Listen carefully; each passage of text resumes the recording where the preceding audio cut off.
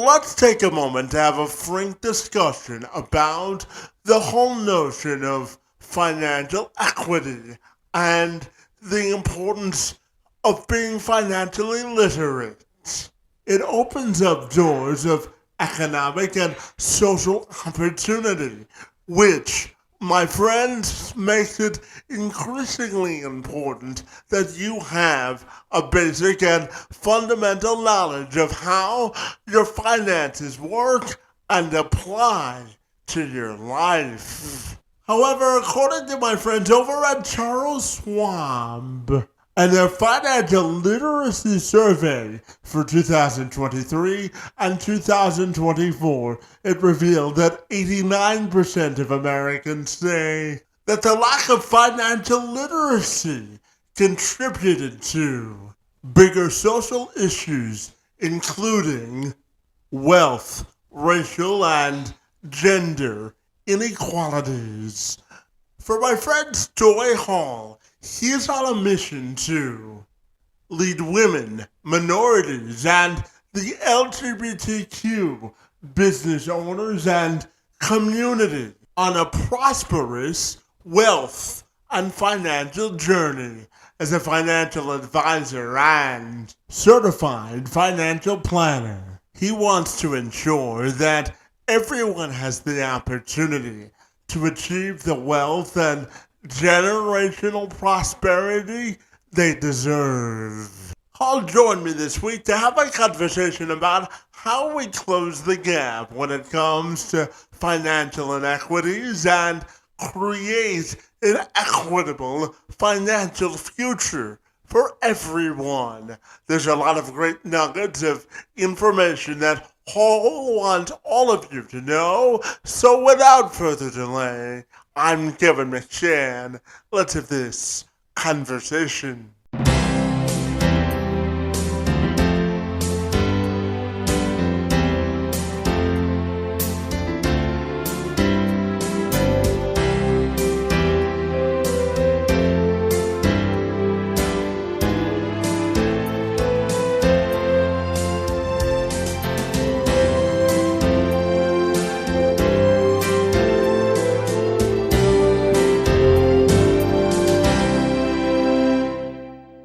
So, Story, if you're ready, I'll take a moment to welcome you to the program, my friend. And I'm super excited to see how you help move the needle of progress forward in the world, my friend. Great to see you, and thanks for a few minutes this morning. Absolutely.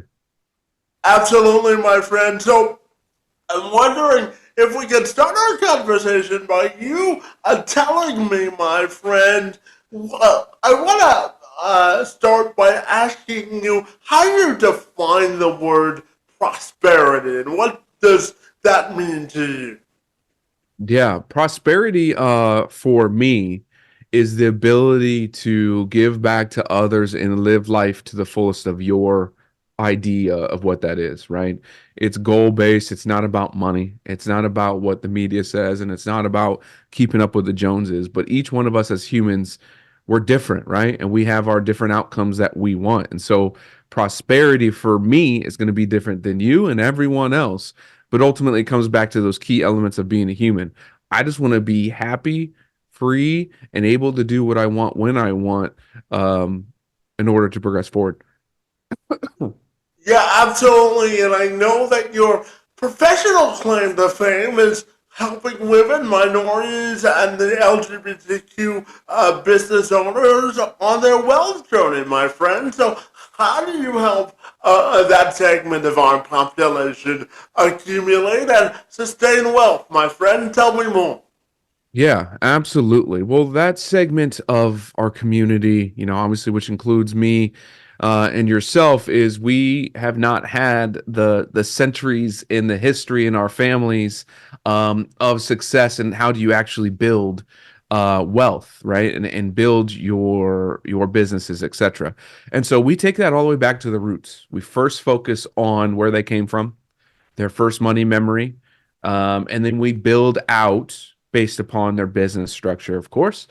We build out, hey, what do you need to do from a bookkeeping, from a financials perspective, from an operations perspective, and then shine light onto investments. I'm not a very huge proponent of a traditional investing, meaning stocks, bonds, mutual funds. I like the alternative stuff, which is investing back into your health, your mind, as well as your business. Then we can get into real estate and those types of things. But what we do is we take the chaos of a business where the business owner wears 1,000 different hats, and we organize that and fill in the gaps to where they want to be, right? So each one of us business owners has a role that we like to do, whether that's running the business, building the widget, talking to clients, whatever it is. We want them to be able to do that, and our team takes care of the rest. Yeah, absolutely. And, Story, I'm also curious to ask you about forward thinking financial planning and wealth management. And how do you define that concept as well? Yeah. So forward thinking is very key in your wealth journey. We're all on one, right? Same as life. We're all on one. Is to not be caught up in the little things that happen every day, but to really focus on what do I want my life to look like tomorrow, the next day, the next year. And then to do so, you need to understand how you and your relationship with money operate, right? And so we always ask everyone, hey, when you make a purchase, how does it make you feel? Right? Do you feel disgusted? Do you feel worried about your bank account? Do you feel anything at all? And ultimately, what that allows us to do is shape and educate you on just live your life, and the decisions that come up don't have those emotional feelings, and make it proponent of what your future goals are. And that could be as simple as buying a home, traveling somewhere, being able to have kids, whatever it is. Ultimately, it allows us to focus on what's important for them in the future. Yeah, absolutely. And Story, I'm a big believer in equity and equality, my friend. I was born, just to give you a little bit of background, I was born with what's called spastic quadriplegia cerebral palsy. And I was told at the age of 9 that I wouldn't be able to walk for the duration of my life because of the severity of my disability. And I'm a huge believer in equity and in equality and opening up doors of opportunities for marginalized communities. So tell me, from a financial perspective, how do you view the concept of financial equity and equality? Yeah, it's a tough one. Our industry is made up of power, right? And greed from a traditional perspective, always has been. Whether that is all the way back to we can go back to slavery roots if you want to, but ultimately it's always been about power and control. And typically in America, at least, it's always been the white man. Like, let's be real about it. But nowadays, with the ability of our education, the ability of what's going on globally, as well as what we can put out there, podcast, right? What we can speak on, it has allowed the other population to start to catch up and learn this game of money. Money is just a game. We all think that we control it. We all think that it is the most important thing in the world, and it's not. But once you can understand it, it allows us to do more. And so my purpose and drive is to make more of people who look like me, who sound like me out there, because ultimately that's who you're going to learn from, and that's what you want to do. So the whole equity and inequality in my industry specifically is going to take a very long time to get there. But I believe the tools that we're doing now, and I will always say this, I'm thankful for the pandemic. I think it was one of the worst things in the world, but I'm very thankful for it for our industry because it's taken us virtually. It's allowed us to reach people that we've never been able to reach before, and open doors in order to get there and give them true education so they can make really great decisions for their financial well-being. Yeah, and Stoy, I think you would agree with me when I tell you that being a father will be your most important role that you'll ever have in life. And I know that you advocate for the importance of family and personal growth, my friend. So tell me, why is it important for you to sort of stand on that heel and elaborate for those things in particular? Tell me more. Absolutely. Well, as humans, procreating is what we're probably here for, right? Having children is just a normal animal instinct, and ultimately, we all want our children to have better lives than we had. And we keep growing on that and going from there. And from my perspective, I had a single mother. Father really wasn't around. She was working all the time. And so I knew that I wanted to be there always for them. But I also wanted them to learn, hard work, and that there's times that you have to sacrifice time with them in order to provide more experiences and time down the road. And ultimately, that's what we do for our clients. And my message for everyone is you do not need to focus solely on the money because it's the most important thing to you. You know your children are. You need to get to where experiences with them and their life experience means more than going to work and clocking in 9 to 5. I know it's difficult for a lot of people out there because they don't make enough or whatever it is, but ultimately, leveling up and focusing on leveling up your children ultimately levels you up and allows you to live a different childhood. My childhood wasn't great, but my children's childhood is really good, and I can now live a new childhood through them, and it's been one of the best things I've ever had. Yeah, and tell me a story. What's the best part about being a dad, my friend? Oh, the joy. Having someone fully love you for and rely on you for everything is um there's no words for it. It's just a feeling inside of you that there is everything in this world and none of it matters but those two little boys. Yeah, absolutely, my friend. And I know that you're a big believer in the whole concept of emotional intelligence and the psychological aspect of wealth management, my friend.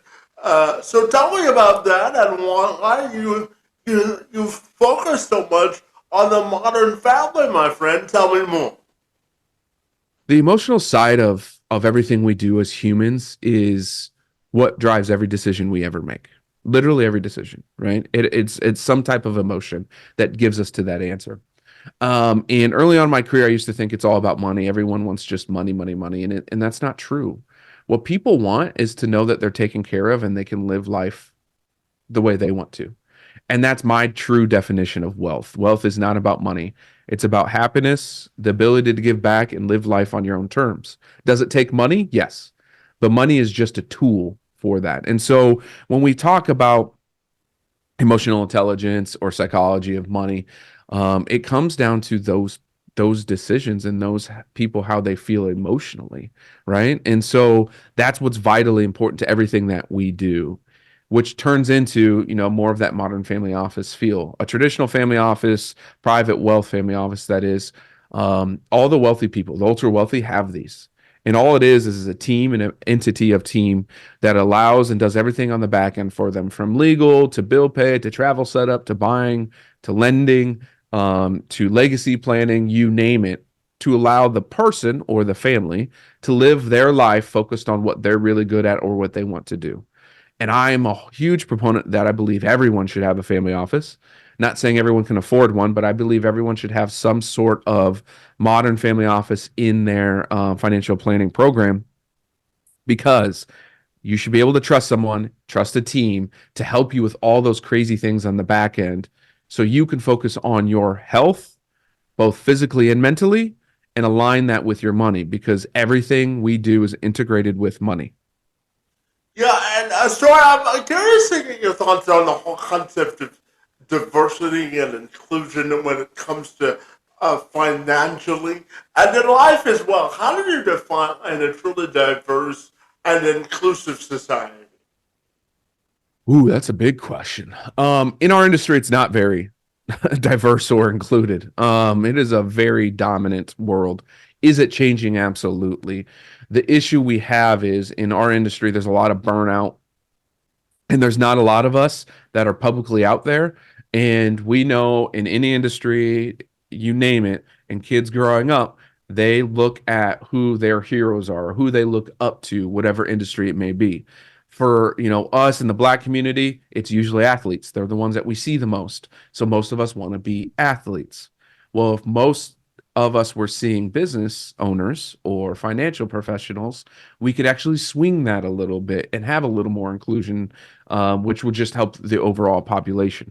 Because right now, our population is becoming more diverse. I believe in 2025, the majority will no longer be, the white male anymore, which is phenomenal. However, that doesn't represent our financial industry as it speaks. And so, as a country, what do we need to do to be more? We need to be able to lift each other up and quit pounding each other into the dirt, right? If we lifted everyone up and everything that we're doing, the ones that are doing it correctly, then we're going to provide more ability for these children to learn that there's other avenues of their career paths that isn't tied to making money quick, which would be the drug game, or being an athlete. So really the only two options that a lot of kids have growing up, they think, because they don't have the exposure to all of the great different career paths out there. Yeah, and so I want to ask your opinion on, employment equality, my friend. Outside of hosting this podcast, I work with businesses to help them amplify the need to hire folks with disabilities. And, the Bureau of Labor and Statistics says that the unemployment rate last year for folks that weren't disabled was 3.5%, but for those who are, like me, the number stood at 7.2%, my friend. So, what do you think is the key to really changing changing the mindset of employers to let them know that hiring folks with disabilities and having a more equitable look at employment is really a competitive advantage. What is your thought there? It's exposure again, back to kind of like I was talking about with in our Black community of having people be able to see you. It's exposure and those business owners being able to live with the uncomfortable.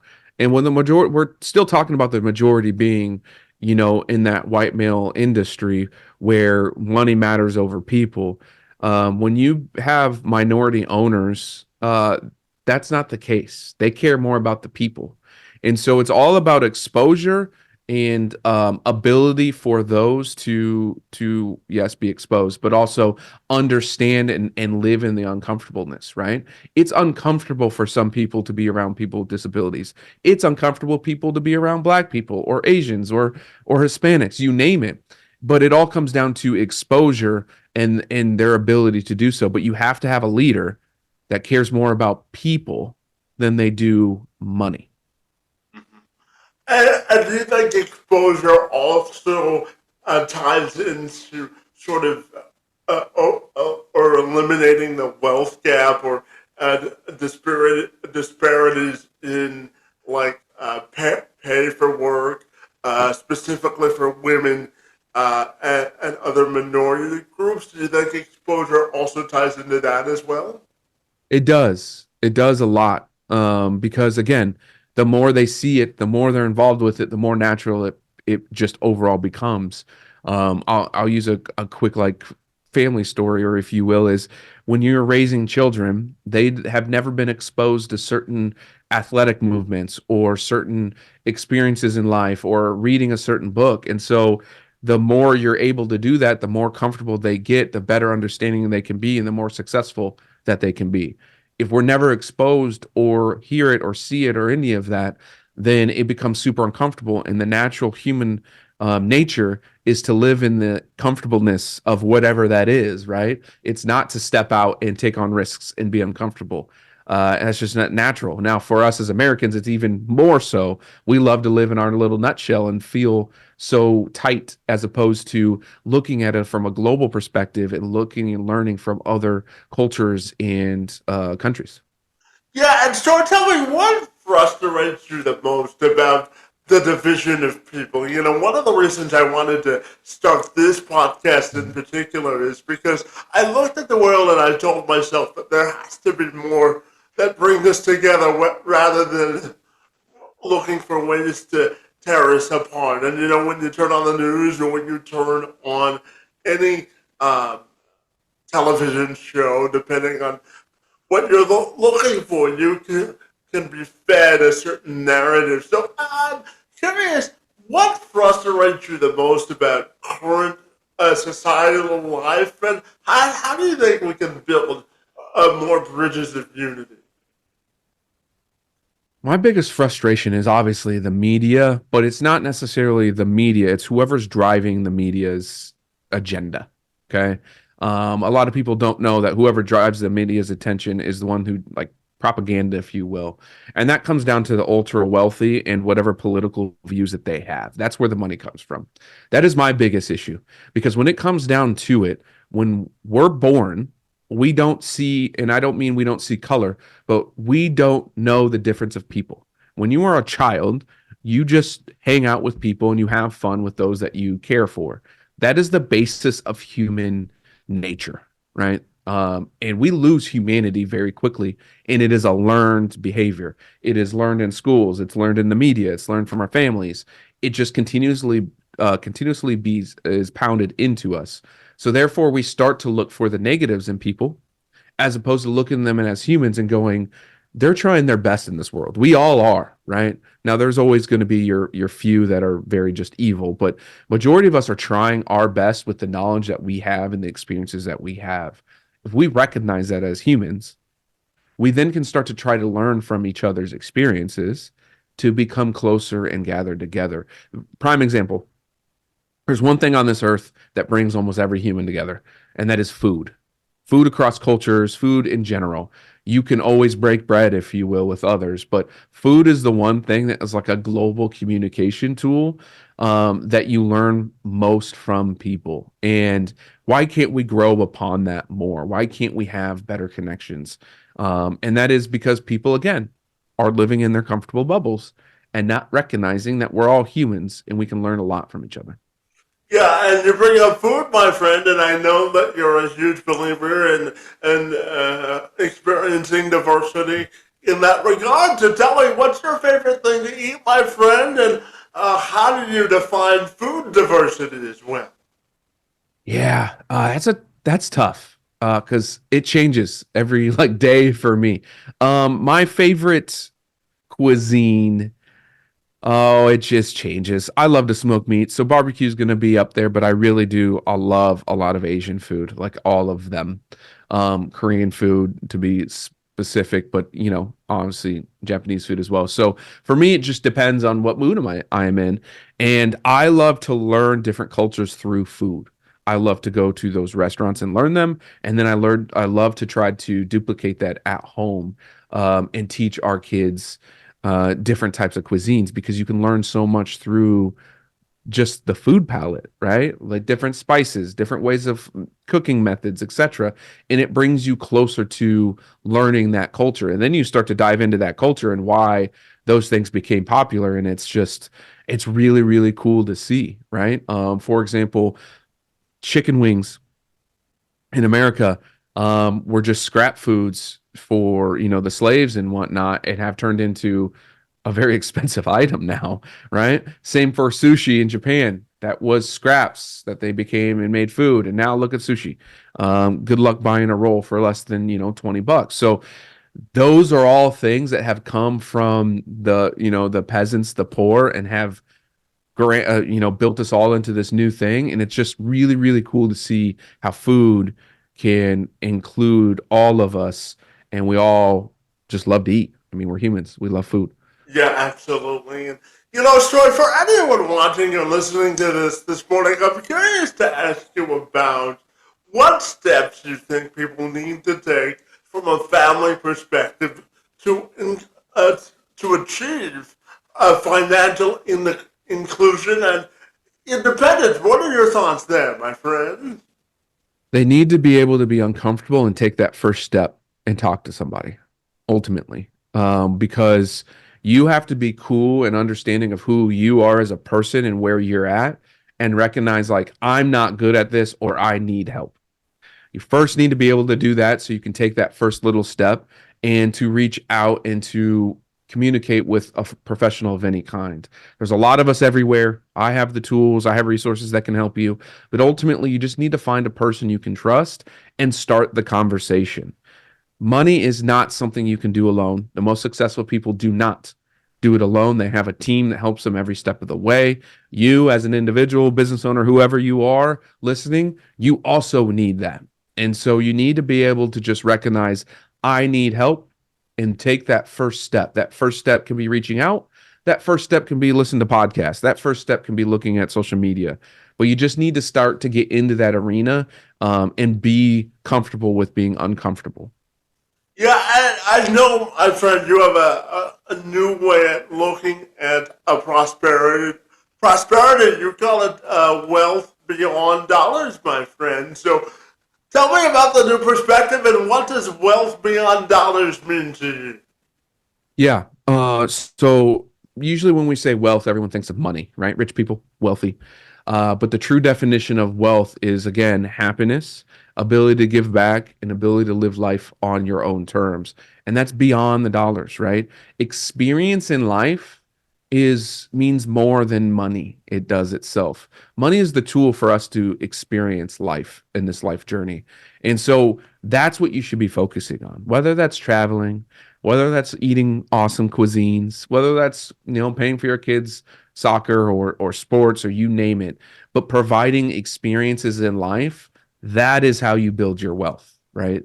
Those are the memories and things that you can take to the grave. Money is just a tool to achieve those. Yeah, absolutely. And Stoy, as an old sports reporter, I'm going to frame my next question this way. When the Warriors were going through their championship run, my friend, their slogan was "Strength in numbers," and you're someone who believes that that one size doesn't always fit all when it comes to financial planning and wealth, my friend. So tell me, why does a one size not fit all? And then, secondly, my friend, what are your favorite sports memories? I'm curious. Yeah. Um, the reason one size doesn't fit all is because we're all different. Everyone's unique. There's not one financial plan that is the same for everyone else. Are there similar tools like IRAs and 401ks and life insurance and health insurance? Absolutely. But how we arrive there and our goals and everything are as different as a fingerprint, right? So ultimately, that is why one size will never fit all, and nor should it. Not to mention, as soon as you come up with a decision, your plan changes over time rather quickly, usually every quarter or every month, because life happens, right? Shit happens in life. We have to be able to prepare for that. Sports memories. Oh, um, that's a good one. I have a couple of my own personal ones, and then I have a couple of professional ones too. One of my favorite sports memories um, is back in 2011, same season that I was a fifth year senior. We went to Africa for 2 weeks and played against the Mexican All Star team and ended up beating them, I think 17-3 or something like that.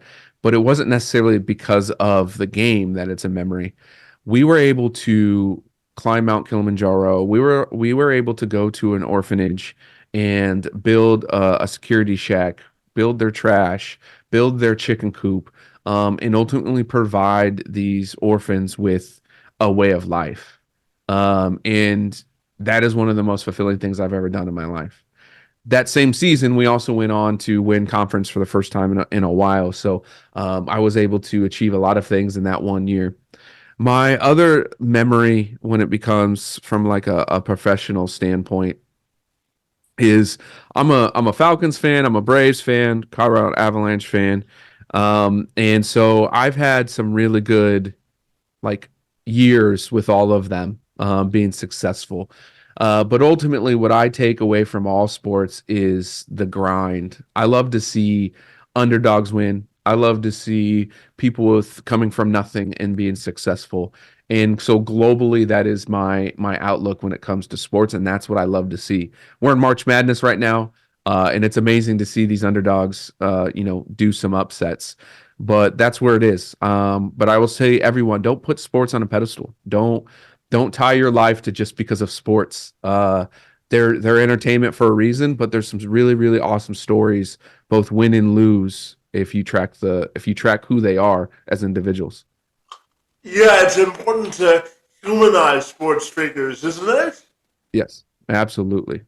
Yeah, and Story, I'm a huge believer in the power of building sustainable relationships. I think that, Story, there's a side of my office that says life is a constant game of networking, my friend, because, no matter how many degrees you have on a wall or how many years you went to school, my friend, it's my judgment that you can always learn something from somebody new because not all of us have all of the answers. So tell me about your philosophy behind relationship building and how important that is to you.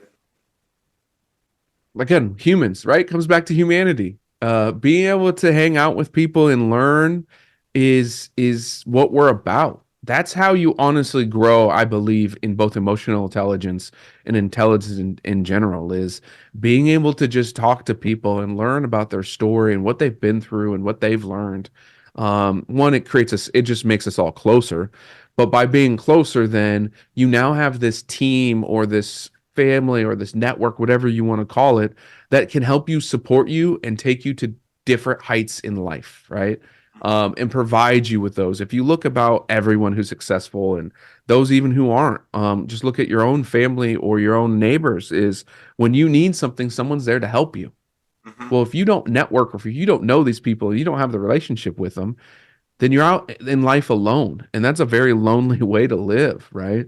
And Mm-hmm. so by having connections and these human connections with people and learning from them, the time of need or the ability to lift up others is able to use that. And that human capital is there's no ROI for that one. That is just something that is amazing to see.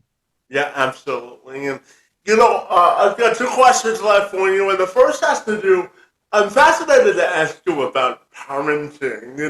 I don't have kids myself, but uh, you know, raising kids today in today's society with social media and the pressures that are on kids today is interesting to absorb. So I'm curious to ask you about the challenges and the rewards of parenting today and sort of navigating the waters of parenting because I know that there isn't a handbook to becoming a great dad or becoming a great parenting unit with your partner. So I'm curious, how do you view parenting in today's modern society, and how do you hope to implement it raising your own kids as well? Hey, parenting is hard. It sucks, man. Like it sucks. It's so hard and stressful because again, you're trying to protect them from this world, right? And there's a lot of things going on. But also you're trying to give them experiences of that world so they have enough so that they can protect themselves. But in today's society, with social media and the likes of gun violence in schools and all of the crazy things going on in life, I find it difficult to adapt and to change, but I believe my generation is the best to do so because we were raised both pre basically internet and through all the chaos that's happened. And ultimately, our job is to shine light on the good humanity stuff, but not hide them from all of the bad things that happen too. Because I believe our parents sheltered us or tried to shelter us from all the terrible things that happen. And so when things happen, we're surprised or not prepared and we don't have that experience. And I know my wife and I, we try to tell them if there's good things going on, show it to them, highlight it, let's have it. But if there's bad things going on, to also share that and not hide it. So that way they know what life is really, really about. Now, the caveat to that is they're still children, right? So you only can take it so far. You don't want to ruin childhood and the joy of being a child, but you need to still recognize the good and bad, the good and evil of the world, so that they can formulate their own mind and their own opinion of the world, and be okay as a parent that if they don't have the same ideology or the same thoughts as you, that's okay because they're individuals, right? They are who they are. They're humans. We're all different. But it's super fulfilling to see them grow formulate their own ideas, figure out what they're really fun or what they really love to do, and then also kind of see yourself in them, right? You'll see them interact or say certain things or naturally gravitate towards some of the likes and things that you have. And it's just a super fulfilling thing to have in this world. Yeah, and so I'm gonna end on a two-part question. I asked you at the beginning of our conversation how you define prosperity, and I also wanted to ask you, what do you think is the key to sort of healing the divisions in the world? And when you look at your own personal and professional legacy, my friend, how do you want that to be defined? Yeah. Again, prosperity is being able to have deep rooted connections with other humans, be happy and live life on your own terms and your own goals. It is not tied to money. It's not tied to keeping up with the Joneses either or the media. But that's a really good question. Like my legacy. I got asked this last week too, and I don't ultimately care what my legacy is per se. I don't necessarily need people to remember Stoy Hall, but I really hope that what I'm doing in life allows others to be connected, to take that next step, to learn about a different human. And ultimately, I think if we did that more often and we really came together and we understood that we're all humans and that matters more than politics or money or you name it, that we as a society globally will be able to become closer and better together, and we won't have as much chaos in the world. So again, it's not really about my legacy, but I believe that if people can just do that and have honest, genuine conversations with no agendas, we could really start to see some change for better in this world. Yeah, absolutely. And Story, finally, tell me if people want to get connected with you, my friend. What's the best way they can do that? Yes, go ahead and go to my website, blackmammoth.com or nobswealthpodcast.com if you want to see everything that we're going on. Otherwise, in social media, name it. I'm out there. It's at Stoy Hall. Just find me. I'm everywhere from, your Instagrams, your Facebooks to Twitter to TikTok. I am out there. Follow me, communicate with me. I always ask this for everyone that's listening is reach out and comment. I will respond. I will talk to you because I believe the best thing we can do is communicate, and we all learn when those things are happening. Engaging in conversation is the best, isn't it? Yes, it is. Absolutely. Well, so I really want to thank you for the work that you're doing to move the needle of progress forward and financial wealth and independence and everything between, my friend. I want to thank you for making a difference in the world for minority groups and for joining me today to agree to engage in conversation. It's most appreciated. Thank you, sir. I appreciate you.